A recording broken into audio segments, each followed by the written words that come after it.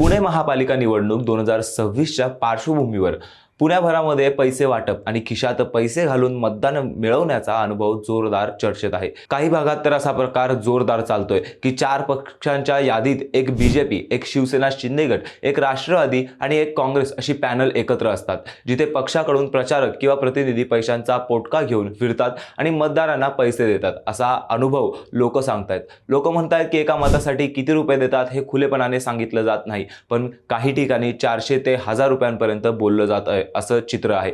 पण पैसे देण्यावर काही नियम आहेत, जसं की जीपे, यूपीआयने पैसे व्यवहार करण्याची मर्यादा संपली आहे, त्यामुळे रोख पैशात देवाणघेवाण होत असल्याचं सांगितलं जात आहे। सध्या रोख पैशाची तंगी जाणवते असं काही लोक म्हणतात। काही भागात पैसे पूर्ण नाहीत, तर काही ठिकाणी पैसे देण्याच्या मागण्या वाढल्या आहेत। त्यामुळे मतदानाच्या दिवशी काय परिस्थिती आहे हे पाहणं महत्त्वाचं ठरणार आहे। एकंदरीत ही पुणे महापालिका निवडणुकीच्या क्षणिक काळात पैशाचा गेम जोरात चालतोय आणि हे अनुभव ऐकून लोकांचे मत काय असतील ते पुढच्या काही दिवसात दिसून येईल।